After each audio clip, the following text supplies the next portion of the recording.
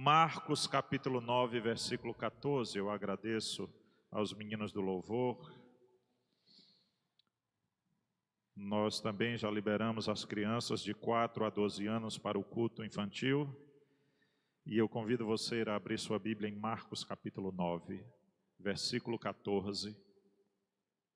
A palavra de Deus nos diz assim: Quando eles se aproximaram dos discípulos, viram numerosa multidão ao redor e que os escribas discutiam com eles. E logo toda a multidão, ao ver Jesus, tomada de surpresa, correu para ele e o saudava. Então ele interpelou os escribas: Que é que discutíeis com eles? E um dentre a multidão respondeu: Mestre, trouxe-te o meu filho, possesso de um espírito mudo. E este espírito, onde quer que o apanha, lança-o por terra, e ele espuma, rilha os dentes e vai definhando. Roguei a teus discípulos que o expelissem, e eles não puderam. Então Jesus lhes disse: Ó geração incrédula, até quando estarei convosco? Até quando vos sofrerei? Trazei-mo. E trouxeram-lhe. Quando ele viu a Jesus, o espírito imediatamente o agitou com violência, e caindo ele por terra, revolvia-se espumando. Perguntou Jesus ao pai do menino: Há quanto tempo isto lhe sucede? Desde a infância, respondeu. E muitas vezes o tem lançado no fogo e na água para o matar. Mas se tu podes alguma coisa, tem compaixão de nós e ajuda-nos. Ao que lhe respondeu Jesus: Se podes, tudo é possível ao que crer. E imediatamente o pai do menino exclamou com lágrimas, dizendo: Eu creio, ajuda-me na minha falta de fé. Vendo Jesus que a multidão concorria, repreendeu o espírito imundo, dizendo-lhe: Espírito mudo e surdo, eu te ordeno, sai deste jovem e nunca mais tornes a ele. E ele, clamando e agitando-o muito, saiu, deixando-o como se estivesse morto, a ponto de muitos dizerem: Morreu. Mas Jesus, tomando-o pela mão, o ergueu e ele se levantou. Quando entrou em casa, os seus discípulos lhe perguntaram em particular: Por que não podemos nós expulsá-lo?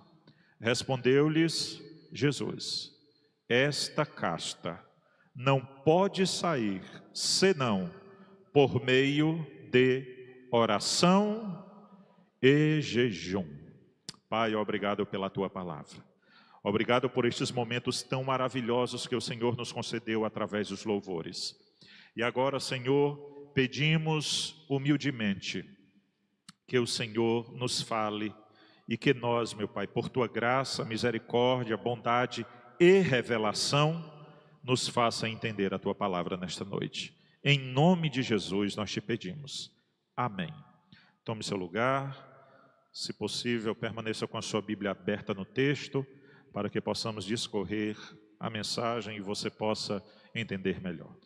Meus irmãos, na quarta-feira passada nós iniciamos uma série de mensagens com o tema Aviva a tua obra, Senhor, restaurando o fervor espiritual.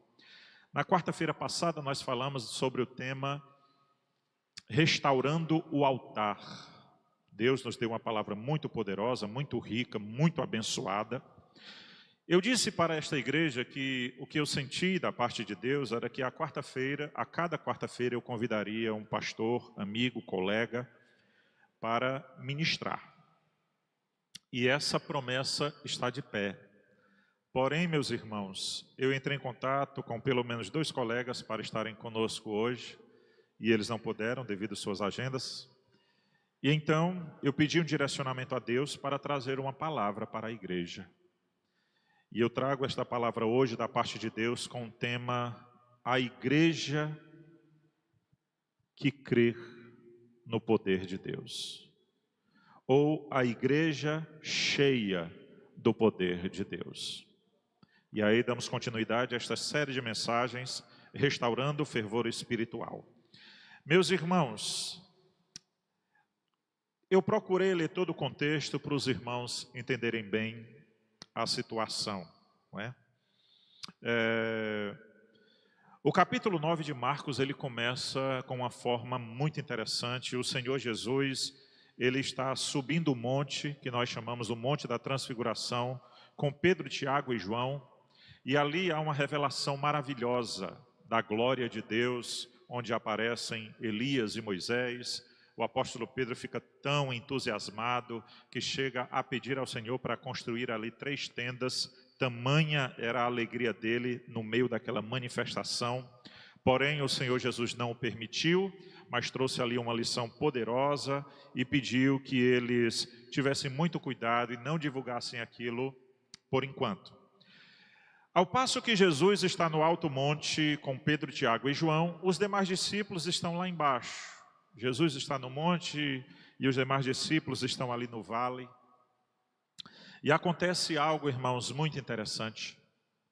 Um pai traz um filho possesso de um demônio, leva até os discípulos, mas os discípulos não conseguem expulsar aquele demônio. E se forma uma grande confusão, uma grande discussão entre os escribas, fariseus e os discípulos de nosso Senhor Jesus Cristo. E é nesse momento que Jesus chega.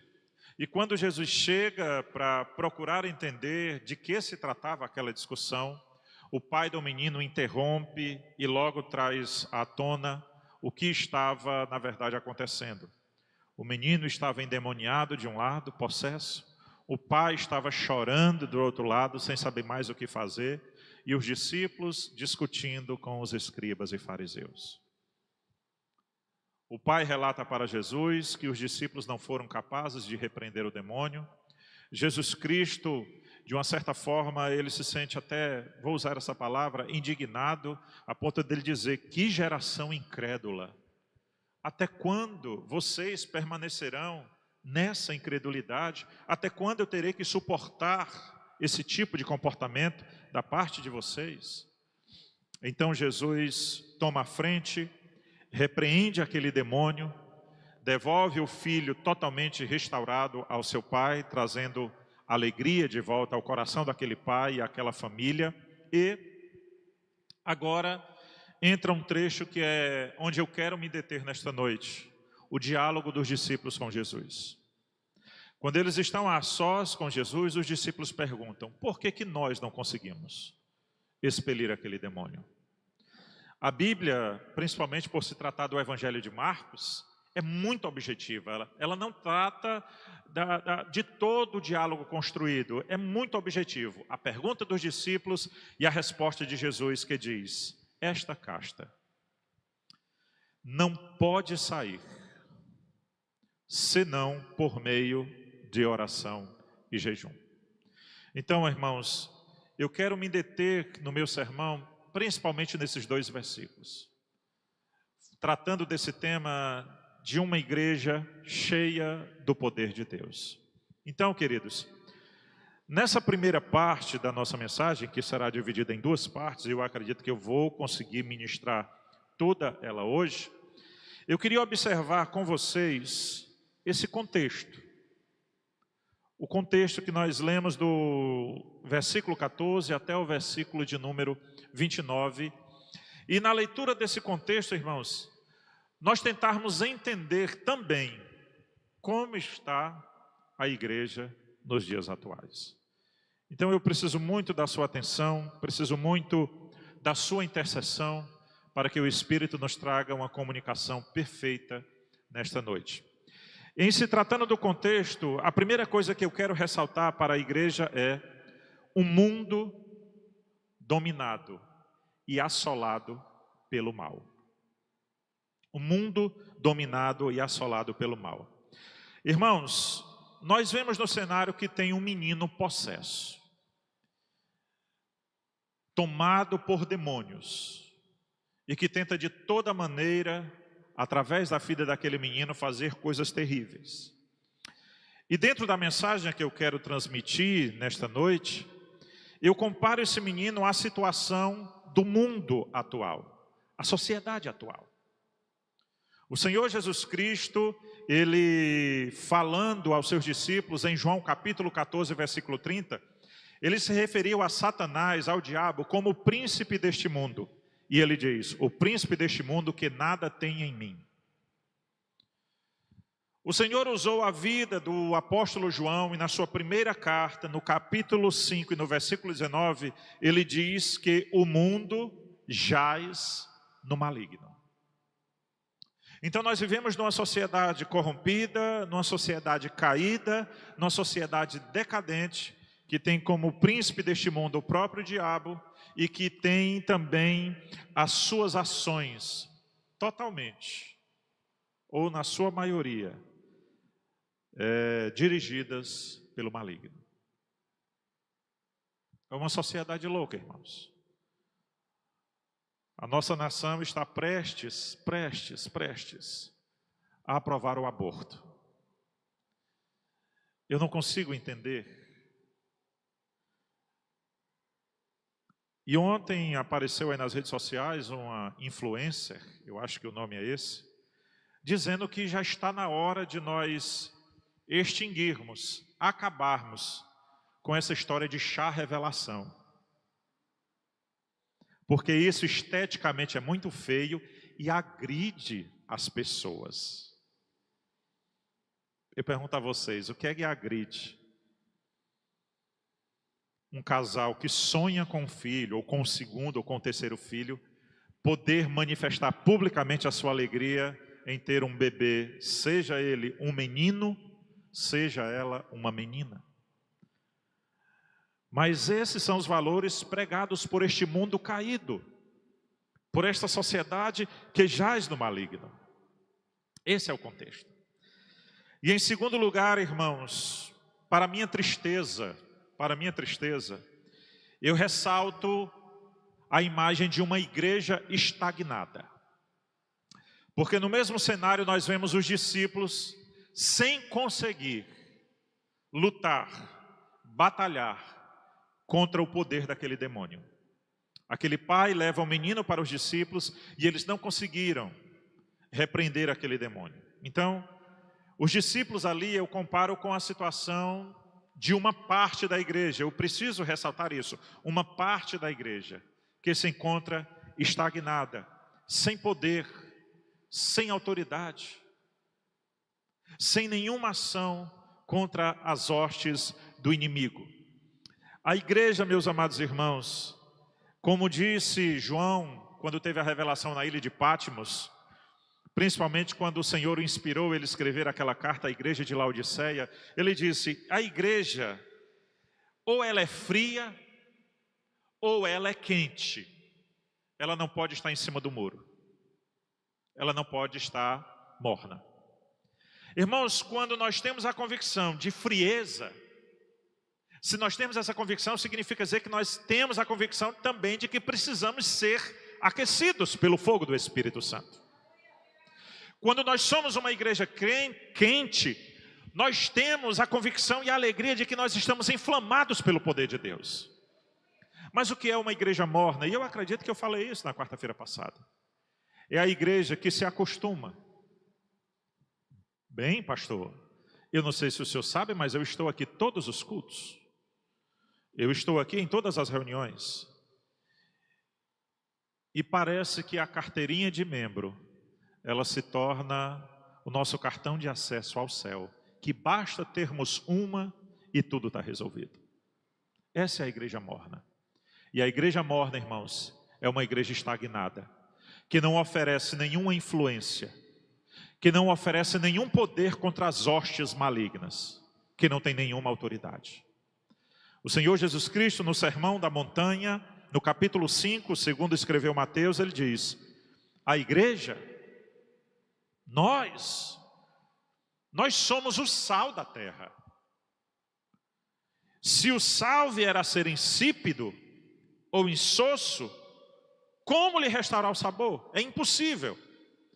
Para nada mais presta esse tipo de sal, senão para ser lançado fora e ser pisado pelos homens. Naquela cultura, daquela época, o sal, quando ele não tinha nenhum sabor, quando ele não tinha as suas propriedades de conservação, a sua propriedade de gerar sabor, a sua propriedade de conservar os alimentos ou coisas do tipo. Ele não servia para nada a não ser para ser lançado nas estradas e servir de aterro, para as pessoas passarem com seus animais, puxando suas carroças e tudo mais. Só servia para isso. O Senhor Jesus Cristo com isso diz que uma igreja estagnada, uma igreja morna, uma igreja acostumada apenas a frequentar cultos, é uma igreja que serve apenas de escândalo, apenas para o evangelho ser pisado, apenas para o evangelho ser feito chacota. E essa, na minha opinião, irmãos, é a pior imagem que se pode ter de uma igreja. É uma igreja morna, é uma igreja estagnada. Eu estou tentando analisar o contexto e tentando trazer para os nossos dias atuais. O Senhor não quer uma igreja, irmãos, apenas frequentadora de cultos. O Senhor não quer uma igreja apenas com uma placa denominacional que aparece muito bem com belas fotos nas redes sociais. O Senhor quer uma igreja pungente. O Senhor quer uma igreja forte. O Senhor quer uma igreja que avança. O Senhor quer uma igreja, irmãos, que ora e o Espírito Santo opera. O Senhor quer uma vida de crente, quer que você, meu irmão, seja um crente que ora e Deus responde a sua oração. O Senhor quer uma igreja não estagnada, mas uma igreja triunfante. Uma igreja triunfante. E em terceiro lugar, analisando o nosso contexto, nós vemos, irmãos, a ação do nosso Senhor Jesus Cristo, que eu denominei esse ponto como o poder acima de todo poder. O poder acima de todo poder. Quem é Ele? Cristo. Aqui está o poder que está acima de todo poder. A solução para um mundo em trevas. O remédio para uma igreja estagnada. Quem é Ele? Jesus Cristo de Nazaré. Jesus Cristo de Nazaré. Se o mundo está em trevas, irmãos, se o mundo está caído como nós vemos com os nossos próprios olhos, se o mundo está cada vez mais correndo a passos largos para o inferno, sob domínio de Satanás, o príncipe deste mundo, a palavra de Deus nos diz em 1 João capítulo 3 e versículo de número 8, aquele que pratica o pecado procede do diabo, porque o diabo vive pecando desde o princípio. Mas foi para isso que se manifestou o Filho de Deus, para destruir as obras do diabo. O Senhor se manifestou para avivar a sua igreja. Uma igreja inflamada pelo Espírito Santo de Deus é uma igreja avivada, não estagnada. Uma igreja cheia do Espírito Santo de Deus, ela combate a força das trevas. Ela combate a força das trevas. Quem é o remédio para tudo isso, irmãos? É Jesus. Toda aquela confusão estava acontecendo, estava se prolongando, até Jesus chegar. Até Jesus chegar. Então, para um mundo em trevas, para uma igreja estagnada, qual é o remédio? O remédio é Jesus Cristo. Mas não basta somente nós usarmos uma linguagem verbal. Como muitas pessoas que nós evangelizamos, perguntamos se elas querem entregar sua vida a Jesus e elas respondem, eu já tenho Deus no meu coração. Essa resposta é do ímpio, mas eu tenho percebido que a igreja tem tomado essa resposta para si. Mas eu já sou crente, eu já sou um servo de Deus, eu já sou uma serva de Deus, eu congrego em tal igreja, eu congrego em igreja A, igreja Y. Eu pergunto, meu amado irmão, se você já é crente em Jesus, se você já congrega numa determinada igreja, eu pergunto, quais os frutos da sua vida? Quais os frutos da sua vida? Que tipo de fruto nós estamos produzindo? A Bíblia fala de frutos de arrependimento. Um certo pregador disse, e eu concordo plenamente, arrependimento não é quando você chora, arrependimento é quando você muda. Às vezes nós choramos por causa do pecado que foi descoberto, mas não choramos por causa do pecado que praticamos. A gente chora quando alguém descobre. Aí a gente, meu Deus, agora o que é que vai ser de mim? O que é que vai ser da minha imagem? O que é que eu vou explicar para a esposa? O que é que eu vou explicar para os filhos? O que é que eu vou explicar para a igreja? A gente chora porque foi descoberto. Mas a gente não chorava antes, quando estava somente praticando sem ser descoberto. A igreja pujante, a igreja por quem Cristo morreu e derramou seu sangue, ela produz frutos dignos de arrependimento. As pessoas veem a mudança de vida na vida do crente. As pessoas veem que aquele crente, ele não rouba mais, ele não mente mais, ele não se prostitui mais, ele não sonega mais impostos. Ele é um servo de Deus. Ele é um servo de Deus. E essa igreja, irmãos, que avança, quando eu me refiro a essa igreja, tanto falo do coletivo como falo do individual.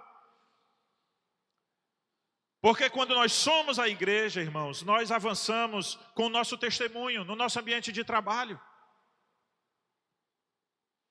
A nossa honestidade, a nossa linguagem, as nossas vestes, as nossas reações diante dos problemas que aparecem no trabalho. As pessoas veem. Em Mateus capítulo 5, versículo 14, o Senhor diz que nós somos a luz do mundo. E não se pode esconder uma cidade que está edificada sobre uma cidade. Uma cidade que está edificada sobre um monte. Desculpem. Assim, meus irmãos, deve ser a igreja. E qual é a igreja que triunfa e qual é a igreja que avança? É a igreja que procura adorar ao Senhor Jesus Cristo, não somente com os lábios, mas principalmente com a vida. Então esta foi a primeira parte do nosso sermão. Esse menino endemoniado representa esse mundo caído e decadente. Os discípulos sem poder nenhum representam uma igreja estagnada. Mas o Senhor Jesus, repreendendo aquele demônio, ele representa, aleluia, o poder de Deus derramado sobre uma igreja que busca, que ora, que jejuma, que consagra e que não negocia com o pecado. É a igreja que é lavada, que é remida com o sangue de Jesus Cristo. Meus irmãos, feito essa contextualização, eu quero agora passar para a segunda parte do nosso sermão. E aqui será uma parte com uma aplicação mais objetiva e mais direta. Vamos agora analisar com calma a interrogação dos discípulos pelo fato de eles não terem conseguido expulsar aquele demônio e a resposta maravilhosa do nosso Senhor e Salvador Jesus Cristo. Os discípulos perguntaram: por que nós não conseguimos expulsar o demônio?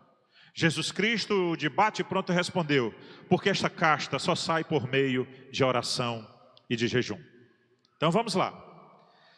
Analisando, irmãos, o versículo 28 e 29. Quais são as lições que nós podemos extrair? Em primeiro lugar, nós precisamos de um diagnóstico preciso.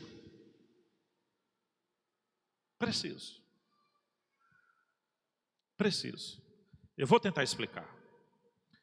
Os discípulos, eles conseguiram expulsar, eles não conseguiram expulsar o demônio daquele jovem. É fato, nós lemos. Eles tentaram tratar o problema como outros problemas que eles já haviam resolvido anteriormente. Eu convido você a ler comigo Marcos capítulo 6. Marcos capítulo 6. Olhe comigo, por favor, o versículo de número 7. Marcos capítulo 6, versículo 7. Jesus Cristo chamou os 12 e passou a enviá-los de 2 a 2, dando-lhes autoridade sobre os espíritos imundos. Salte o seu olhar para o versículo de número 12. Então, saindo eles, pregavam ao povo que se arrependessem. Expeliam muitos demônios, curavam numerosos enfermos, ungindo-os com óleo. Então, vamos tentar aqui explicar. Em outras oportunidades, demônios se manifestaram, e o que é que os discípulos fizeram? Expulsaram. Recebendo autoridade e poder da parte do Senhor Jesus, eles expulsaram. Mas agora, eles se depararam com um tipo de demônio que eles foram incapazes de repreender.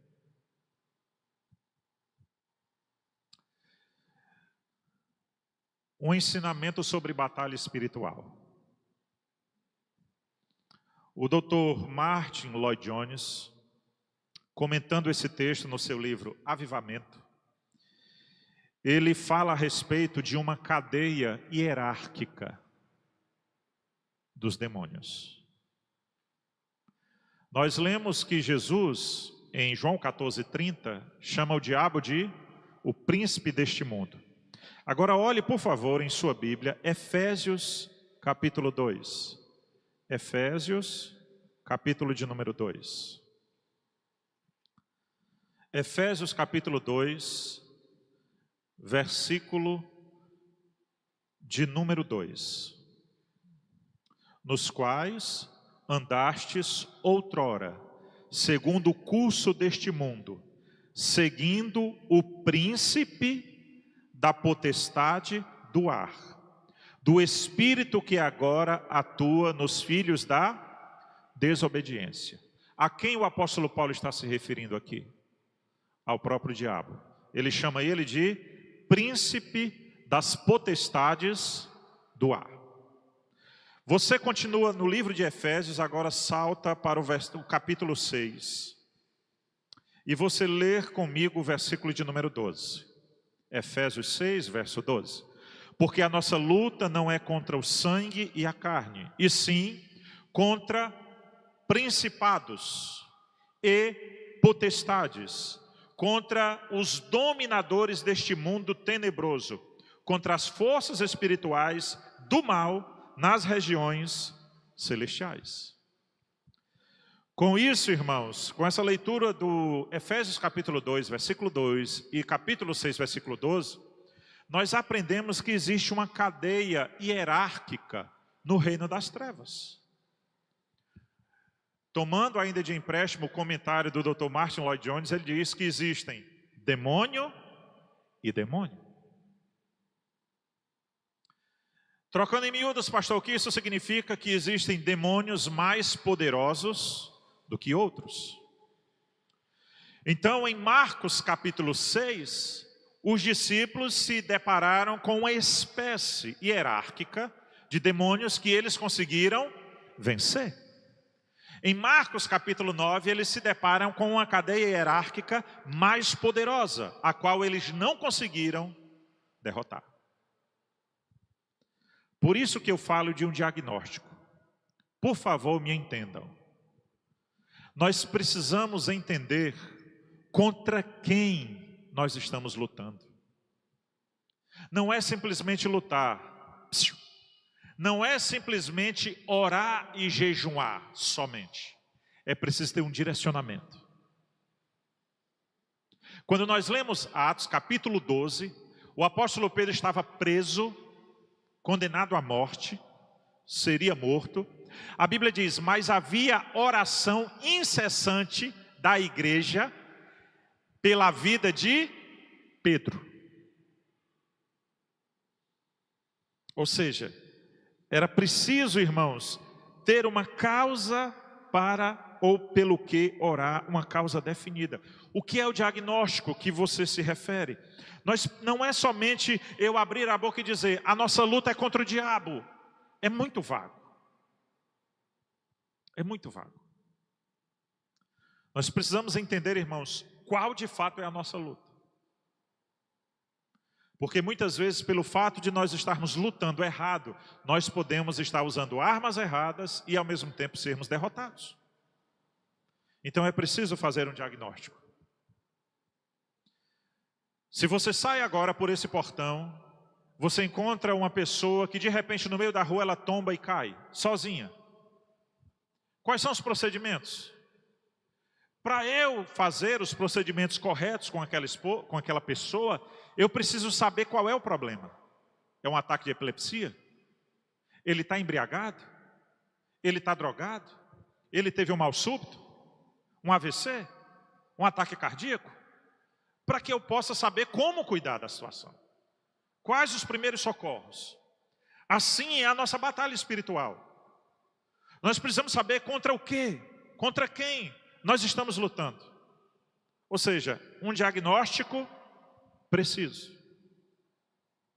Irmãos, não basta simplesmente nós dizermos, ó, a igreja está tão fria. O que é que está causando a frieza na igreja? Não basta eu simplesmente dizer, a igreja está fria. Há uma série de coisas que pode estar causando a frieza na igreja.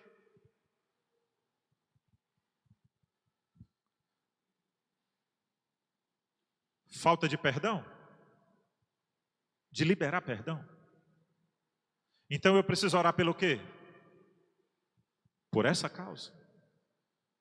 Há muita confusão no meio da igreja, há muita confusão. Os irmãos não conseguem se unir. Há muitas brigas, há muitas discussões. Pelo que eu preciso orar?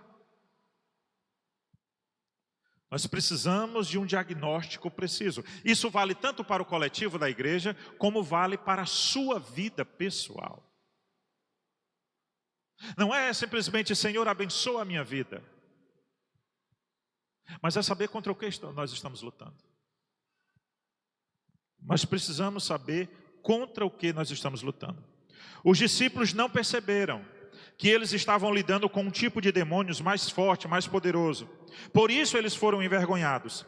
Da mesma forma, nós, da igreja atual, podemos estar falhando por estarmos usando armas e estratégias erradas, pelo fato de estarmos fazendo o diagnóstico errado. Por isso, precisamos pedir sabedoria e discernimento a Deus para fazermos o diagnóstico correto da situação em que estamos vivendo e assim usarmos as devidas armas e estratégias para vencermos esta batalha.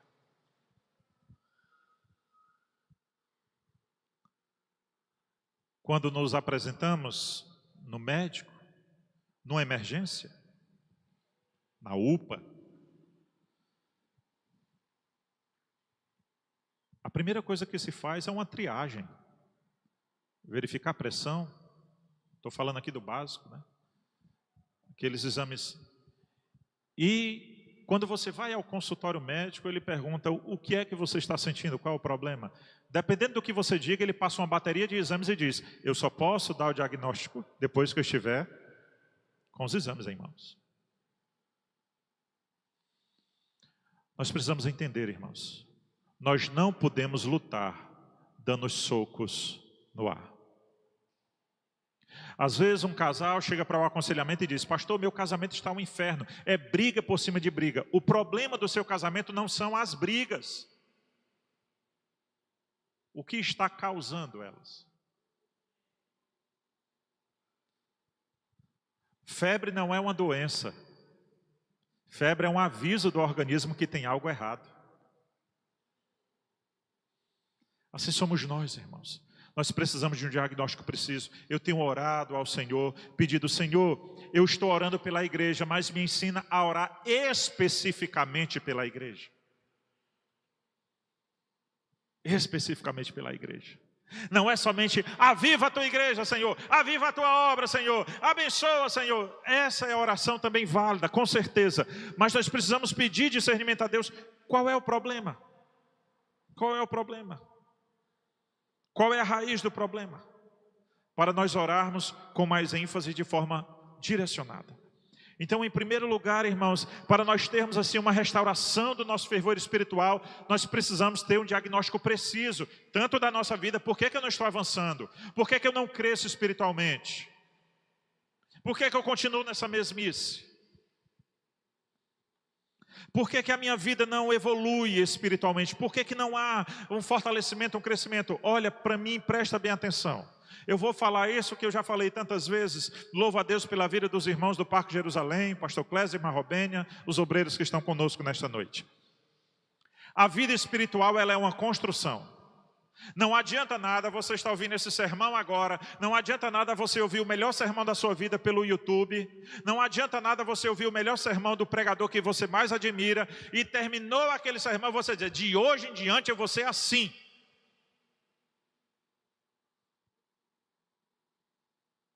A vida espiritual é uma construção. É melhor que você comece aos poucos. Se você quer ser um homem de Deus, de oração, uma mulher de Deus de oração, mas você não tem o hábito de orar, comece orando 10 minutos. Pastor, 10 minutos é muito, então comece 5. Parece engraçado, mas é verdade. Então ore 5. Escreva no papel as causas pelas quais você vai orar. Escreva aqui no papelzinho, pode orar de olho aberto. Ou então vou escrever aqui: vou orar pela minha esposa, pelos meus filhos, vou orar pelo meu emprego. Pronto, ótimo, louvado seja o nome do Senhor, escreva. Então você começa orando pela sua esposa. Você agradece pela mulher de Deus que o Senhor colocou na tua vida. E assim sucessivamente, pelos filhos, pelo seu trabalho. Pastor, pode ser só isso, comece só com isso, mas se você perceber que a gasolina dá para ir mais longe, então vá. A vida espiritual é uma construção, irmãos. Não adianta nós querermos correr agora 10 quilômetros se nós não conseguimos fazer uma caminhada de 500 metros. Nós precisamos começar aos poucos. Comece a construir. Comece a construir. Eu não sei de cabeça quantos metros de comprimento, largura e altura foi a Arca de Noé. Eu não sei de cabeça, eu preciso ler. Mas eu sei de uma coisa. Foi colocada a primeira tábua. Foi colocado o primeiro prego. Foi dada a primeira martelada. Para que aquela grande arca, aquele grande projeto vingasse. Construa a sua arca. Pegue hoje a primeira tábua. Pegue o seu martelo, pregue o primeiro prego e comece a sua construção. E gradativamente nós veremos os resultados. O seu avanço espiritual individual, o avanço espiritual dessa igreja. Aleluia. Em segundo lugar, uma vitória totalmente possível. A restauração espiritual, o avivamento espiritual na vida da igreja, na vida individual de cada um de nós, é uma vitória totalmente possível. Observe que Jesus Cristo disse assim: esta casta, ela não sai a não ser por... Então o que foi que Jesus Cristo disse? É possível, por difícil que seja, mas é possível que essa casta seja expelida.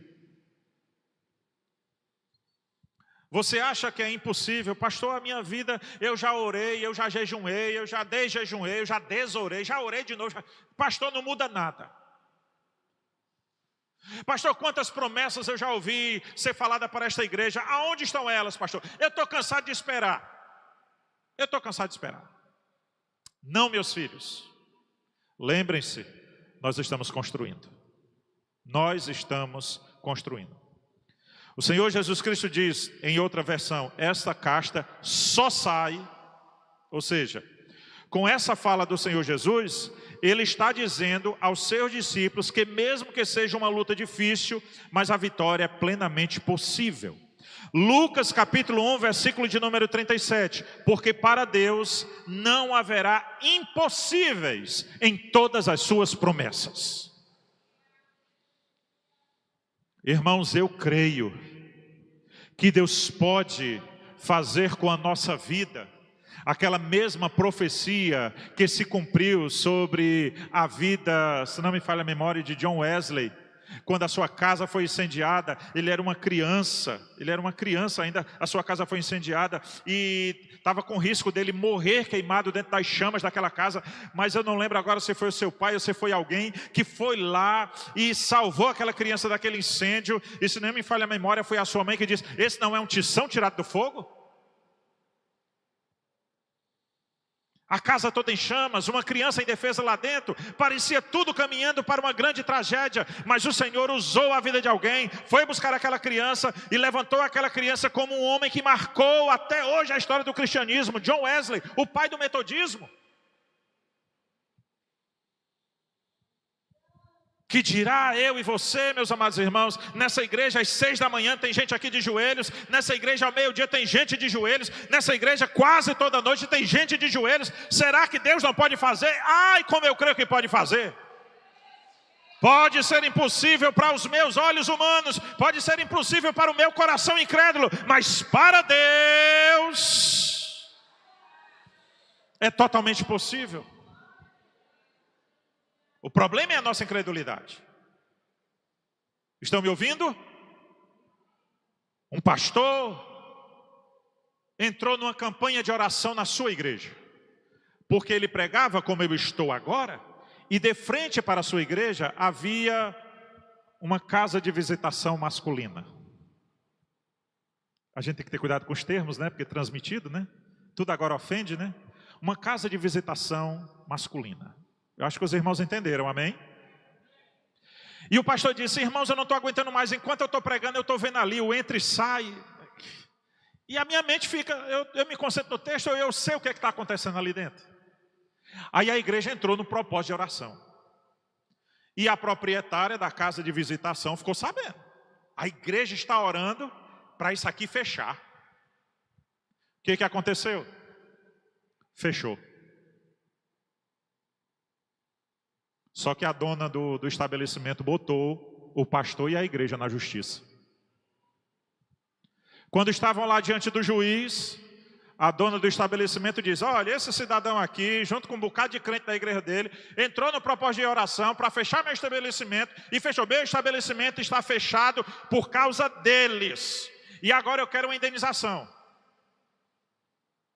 Senhor dos Anzóis Pereira, o senhor que é pastor da igreja, qual é a sua defesa? A culpa não é nossa, não. O juiz, quando vai ler, diz assim: agora eu estou encrencado.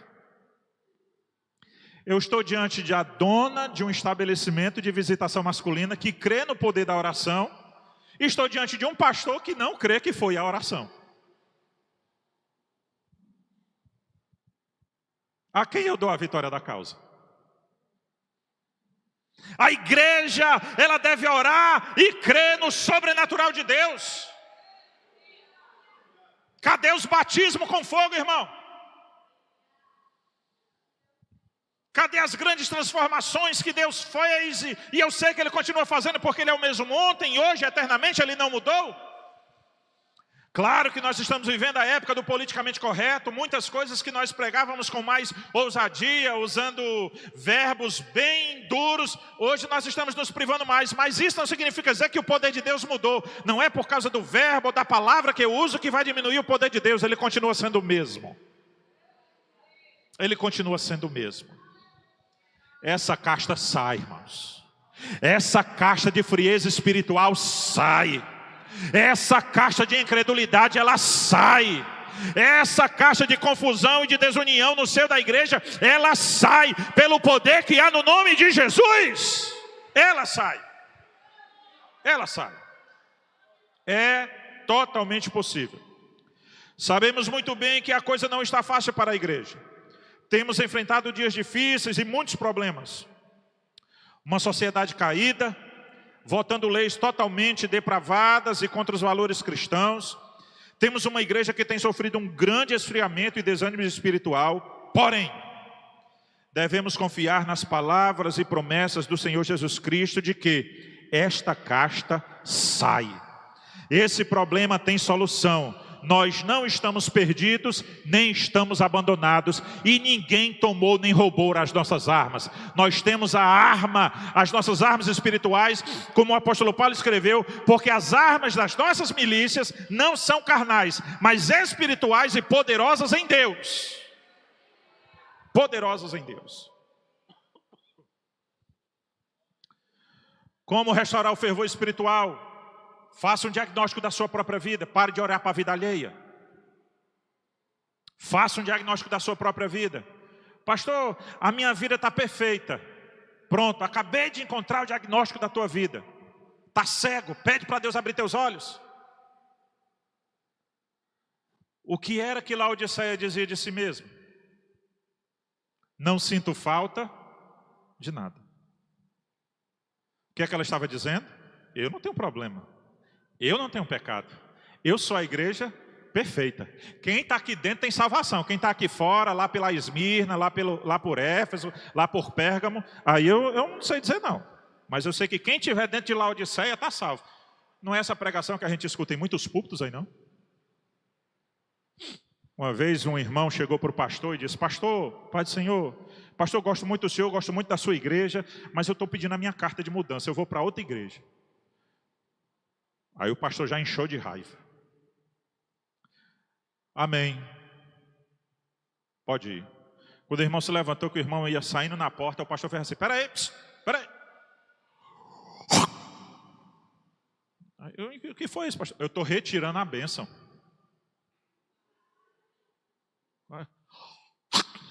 Eu estou sugando a bênção da tua vida. Eu estou retirando a bênção. A proteção que você tinha quando estava aqui.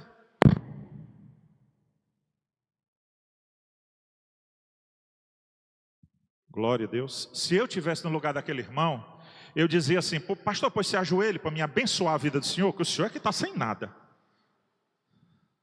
De onde já se viu, irmão?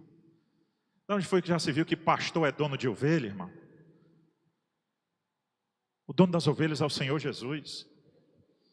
Quando uma família chega aqui, pastor, eu desejo me congregar aqui, abraço, cheiro, venha meu bichinho, venha minha bichinha, eu abraço com todo carinho. Se essa mesma família, 2, 3, 4 meses depois chegar para mim e dizer: pastor, eu estou morrendo de vergonha de dizer o quê? Pastor, é que eu queria me congregar, na verdade era ali. Vem cá, meu bichinho. No dia que você chegou, eu orei. Orou, pastor. Pois agora na sua saída também eu vou orar do mesmo jeito, irmão. Que o Senhor te abençoe. E que você consiga, em nome de Jesus, encontrar o que você não conseguiu encontrar aqui. Ser cuidado, com o cuidado que você não encontrou aqui. Vá, meu bichinho, seja abençoado em nome de Jesus. É assim que tem que ser.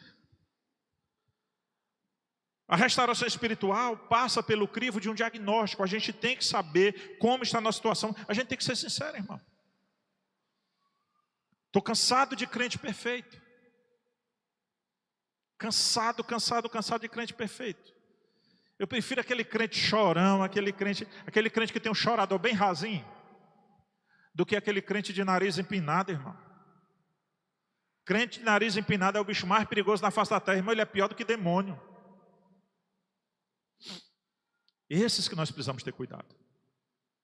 Por isso que o apóstolo Paulo diz que muitas vezes a gente tinha que ter cuidado até para não se assentar na mesa com qualquer um. Aí a gente pensa que ele está falando com os do mundo. Estava falando dos próprios crentes de Corinto, que se diziam crentes.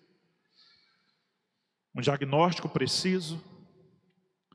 Ter fé que é possível vir o avivamento. Essa casta sai sim. Amém? E em terceiro e último lugar. O remédio infalível. Não é como que eu falo de algo indefinido. É o definido. O remédio infalível. Esta casta só sai por meio de oração e jejum. O Senhor Jesus responde aos discípulos dizendo que aquela casta só sai por meio de oração e jejum. Aqui está o remédio infalível. Os discípulos agora estavam entendendo que para aquele determinado problema se fazia necessário uma busca maior, mais intensa, uma consagração mais focada ao Deus Altíssimo. Quando Jesus Cristo disse: essa caixa só sai por meio de oração e jejum, os discípulos poderiam muito bem ter rebatido: mas nós já oramos e já jejuamos. Nós já oramos e já jejuamos. Deixa eu ver se eu encontro aqui. Vê aqui agora uma lembrança. Eu vou primeiro procurar o versículo para depois eu dizer alguma coisa a vocês, que pode ser que eu não encontre. Aí eu preciso pedir ajuda aos universitários. Glória a Jesus.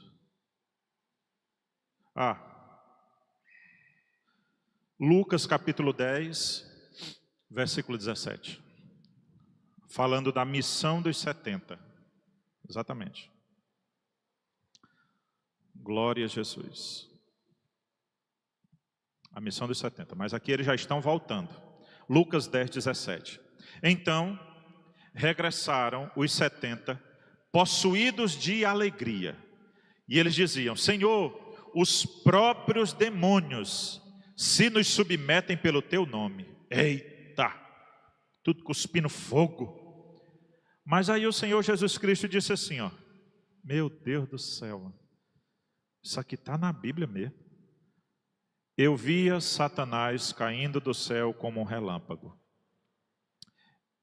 Eis aí vos dei autoridade para pisardes serpentes e escorpiões e sobre todo o poder do inimigo, e nada, absolutamente nada, vos causará dano. Se terminasse aí, hein? Estava bom, não era? Mas olha aí o que é que Jesus Cristo diz: não obstante, alegrai-vos, não porque os espíritos se vos submetem, Mas a alegria de vocês deve ser pelo fato de o nome de vocês estar arrolado nos céus. Parece não significar muito, mas significa muito demais da conta. Os discípulos começaram a se encher de orgulho. Porque está repreendido, pá. Até a sombra de pedra, pá. Não sei o que, pá. Estavam todos cheios de orgulho. Aí o Senhor Jesus Cristo disse: a alegria de vocês é por causa disso. Eu vi Satanás caindo do céu. Tem uma conversa de o Senhor Jesus com Pedro que ele diz assim: Pedro, Satanás me pediu para ir andar no meio de vocês. Mas eu, Pedro, roguei por ti. E já pensou? Se Jesus dissesse isso para mim, eu ficar: oh glória, Jesus está intercedendo por mim. Aí Jesus vai dizer, vírgula, quando tu virar crente, cuida dos teus irmãos. Olha a palavra de Jesus para Pedro. Quando tu virar crente, querida igreja, o remédio infalível não é a oração e o jejum. Pastor, mas o senhor acabou de dizer que é. Não. O remédio infalível é Jesus. Tem crente que coloca a sua fé na oração. A nossa fé tem que estar posta em Jesus. Como é, pastor, que eu coloco?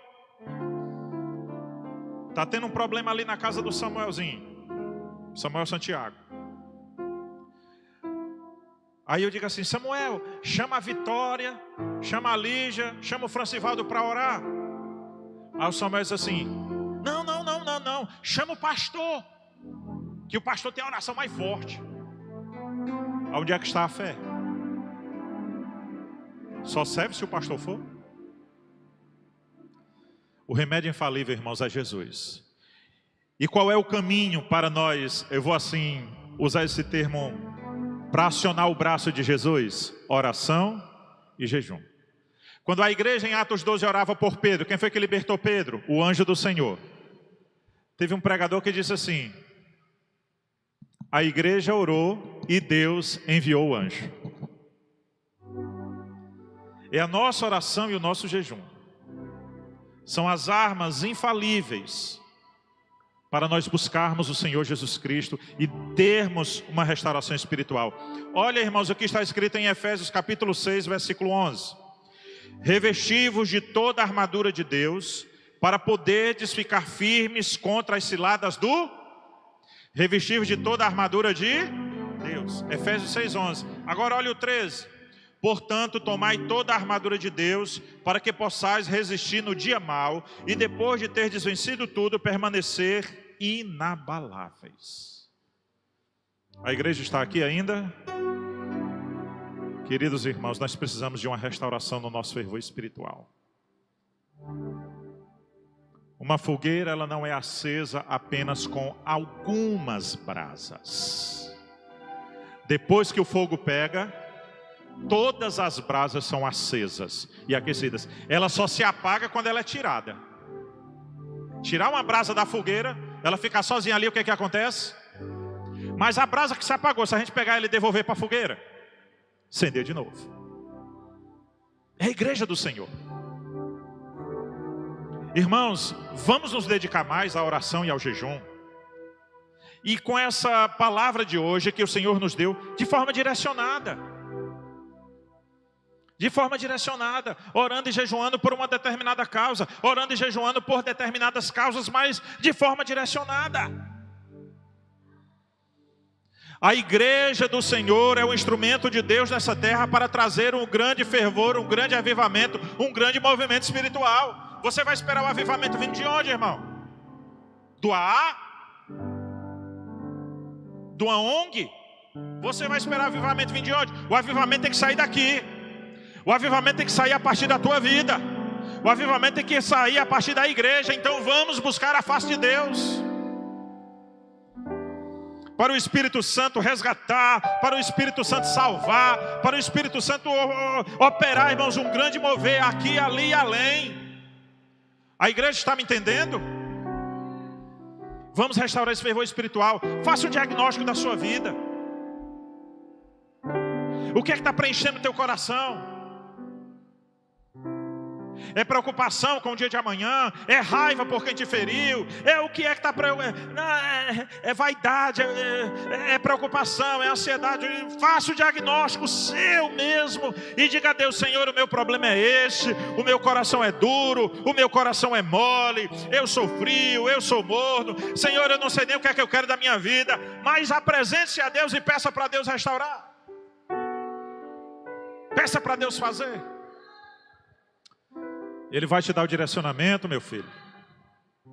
Ele vai te dar o direcionamento, minha filha. Nós só não podemos permanecer estagnados enquanto o demônio faz confusão, enquanto o demônio faz todo um alarido no meio do povo. Nós somos a igreja do Senhor Jesus Cristo, a qual Ele disse: sobre esta pedra edifico a minha igreja, e as portas do inferno não prevalecerão contra ela. Fiquemos de pé em nome de Jesus. Toda a igreja de pé em nome de Jesus.